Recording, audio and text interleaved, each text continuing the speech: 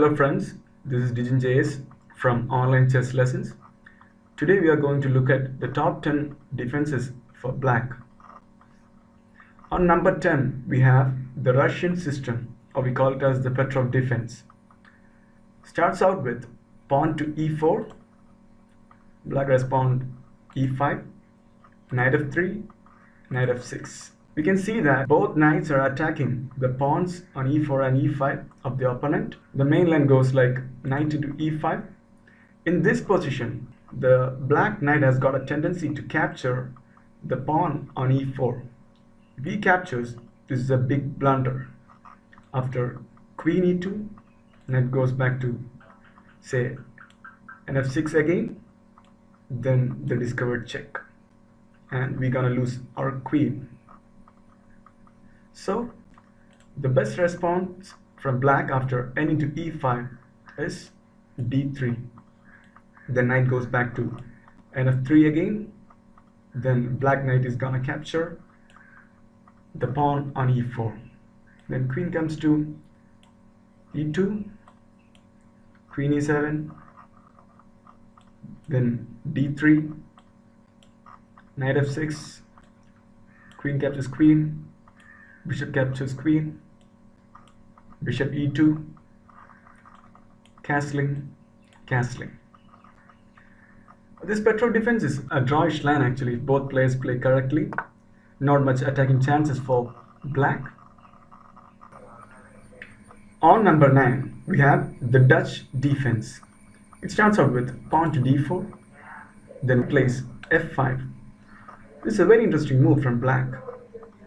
Black actually trying to protect the square, preventing e4 push from the white side, and the main line goes like knight c3, pawn e6, supporting the pawn on f5, then g3 from white, trying to bring this bishop into this long diagonal, then nf6, getting more control over these two squares. So overall this is a good defense for black. This has been played by most of the top level players. The world champion Magnus Carlsen plays this defense very often. So it's a very good defense for black. Next we have the Caro-Kann defense. Starts out with e4 and black responds c6. Then after d4, trying to control the center by the white pieces, then comes d5, attacking the center from black. If white tries to hold the center, then he may play knight c3. Then black can simply capture the pawn on e4, knight recaptures, then bishop f5, knight g3 attacking the bishop, then bishop g6.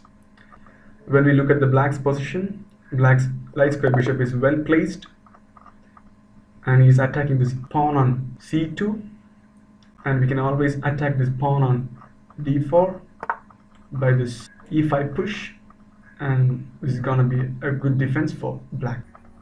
On number 6 we have the French defense. Starts out with e4, black's gonna respond e6, then after d4, d5, attacking the center. White may play e5, then we're gonna play c5, attacking the center pawn. Then if white captures, we're gonna capture with bishop. Then we analyze the position.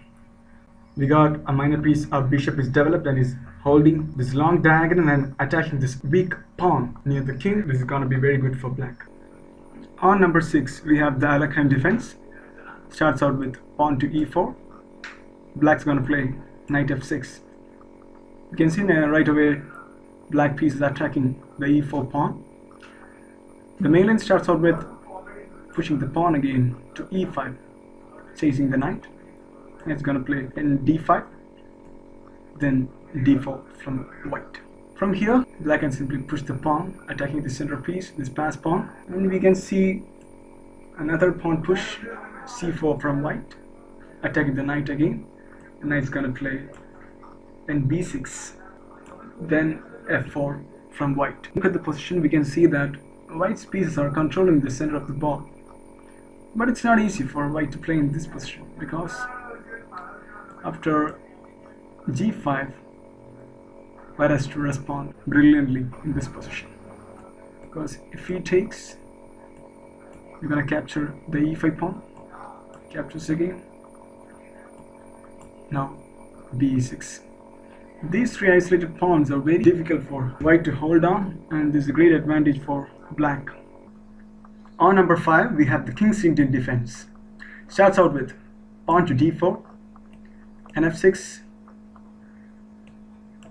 c4, then g6. After nc3, bishop g7, bishop f4, castling. This setup is what we call as the King's Indian defense. Throughout the game, black is going to respond to white's moves and white's plans. It's a passive sort of opening, and it's very difficult for white to find any sort of advantage in this opening. Black will be later on trying to attack through the king side. White will be trying to attack through the queen side. White has to know a lot of lines to play to get any sort of advantage in this position if black plays correctly in this defense. Next we're gonna see the revanche defense. Starts out with e4, g6, d4, and c5. You can see that black is giving up a pawn to get the center from white. If white decides to capture the pawn, you can simply bring our queen to a5 check. We can see bd2, then we can recapture the pawn. In this position, white may play some development moves like bishop d3 or nf3, or you can see even nc3. And in this position, black can bring his bishop to this long diagonal here, controlling this long diagonal, and white may play bishop e2, then we can develop our knight, nf6, then nf3, castling, castling. This is a good setup for black and white pieces as well. We are going to attack the center with this d5 move in the next move, and we're going to completely destroy your center and counterplay later on in the game. On number 3, we have the Sicilian defense. Starts with e4, c5. This is a very sharper line. There are a lot of theories and complications behind this defense. If you are playing with black, you need to know all these things. You must know every details of this defense, otherwise you will find it very difficult to play against white. White is simply playing the normal moves, some development moves, and attack later on in the game. Black needs to know how to develop in this position, what are the different variations. This defense is played in IGM levels, top level tournaments. This is a very good opening for white if you know all the variations and theories behind this. On number 2, we have the Nimzo Indian defense. This is a very good defense for black. The winning rate of black is very high. It starts with d4, nf6, then c4, e6, nc3, then bishop to b4. Bishop b4 is pinning this knight, and after bf4, our dark square bishop is gonna capture the knight, and pawn captures back. Now black castles. When we evaluate this position, white has got a double pawn here. This has always become a weakness for white. After nf3, b6, e3, then bb7, controlling this long diagonal by this bishop. Then white's gonna play b2, d6, castling, knight bd7. This is a very good position for black, and white's weakness is having these double pawns on the c file. So black can exploit this opportunity and can attack through the queen's egg. if he wants to, or he can bring all his pieces to the king side and attack on the king side if he wants to. And overall, this is a very good defense for black. On number 1, we have the perk defense. Starts with e4, d6, d4, nf6, nc3, supporting this pawn which is attacked by this knight. Then comes g6, then f4, which is the principal move from white, then bg7, trying to control this long diagonal, then nf3 from white, and black castles.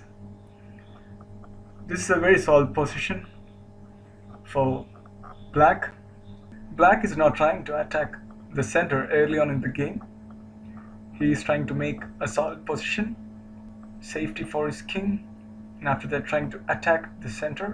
White may simply gonna develop his bishop to say d3, then knight to bd7, then black square bishop to e3, then light square bishop is a major issue in this position. Then we can simply open up a small diagonal for our bishop. Bishop's gonna come to b2, then control this long diagonal and have an attack later on in this game. Overall, this is a very good defense for black. This perk defense is played by top level players in top level tournaments, grandmasters. They all prefer this perk defense because of this high winning rate. I'll be doing a video regarding the variations that can be played in the perk defense. Also, I'll be doing videos regarding all the openings that I showed before you in detail. So please do subscribe my channel. Please let me know if you have any doubts or any comments on this video. Please like and subscribe my channel. This is DJ signing off.